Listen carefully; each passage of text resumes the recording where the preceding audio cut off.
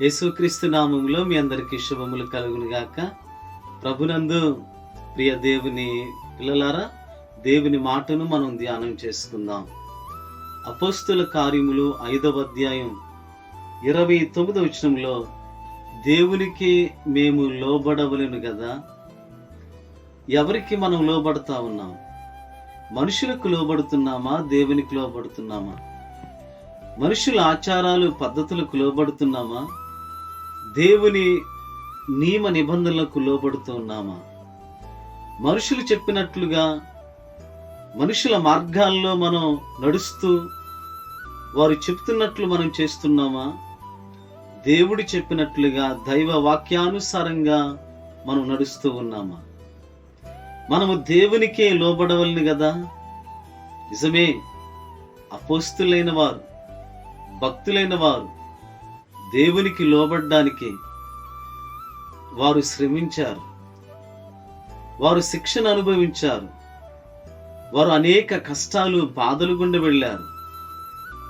ఆ దేవునికి లోబడ్డానికి తమ జీవితాలని వారు త్యాగం చేశారు. అనేక సార్లు నేను దేవుని తెలుసుకున్నాను, నేను దేవుని బిడ్డను అని మనం చెప్పుకుంటున్నాం. నిజంగా మనం దేవునికి లోబడుతూ ఉన్నామా? దైవ చిత్తానికి లోబడుతున్నామా? ఈరోజు దైవ సన్నిధిలో దేవుడు మిమ్మల్ని దర్శించాలని, ఆశీర్వదించాలని ఆయన ఆశపడుతున్నాడు. అబ్రహామును దేవుడు దీవించడానికి అబ్రహాము దేవునికి విధేయుడయ్యాడు కదా. అందుకని లేఖనాలు ఏమని సెలవిస్తా ఉన్నాయి? మరి బలులను అర్పించుట కంటే మాట వినుట శ్రేష్టం కదా. ఆ దేవుని మాట నీవు వింటున్నావా? ఆయనకు లోబడుతున్నావా? ఈరోజు నీ జీవితాన్ని నువ్వు పరిశీలన చేసుకో. దేవుని మాటకు లోబడటం వల్ల నువ్వు దేవుని ఆశీర్వాదాలు, దీవెనలు పొందగలవు. దేవుడు నిశ్చయముగా నీ విధేయతను బట్టి, నీ తగ్గింపును బట్టి ఆయన నిన్ను నిశ్చయముగా హెచ్చిస్తాడు. దేవుడు అట్టి కృప మీకు అనుగ్రహించునుగాక. ప్రార్థన చేసుకుందాం. తల్ల వంచండి.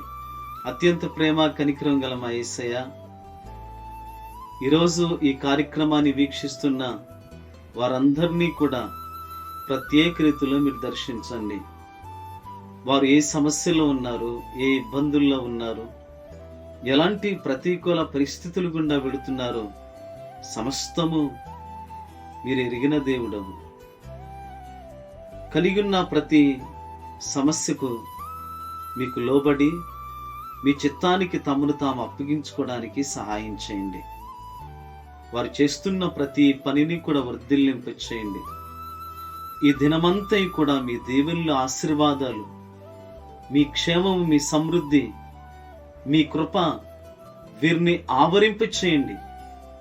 తలపెట్టే ప్రతి కార్యాన్ని నూరింతలుగా ఫలింప చేయమని మీ ప్రత్యేకమైన ఆశీర్వాదాలు సమృద్ధిగా వీరికి, వీరి కుటుంబాలకు మీరు అనుగ్రహించమని యేసయ్య శ్రేష్టమైన నామములో ప్రార్థించి అడిగి వేడుకుంటున్నాము తండ్రి.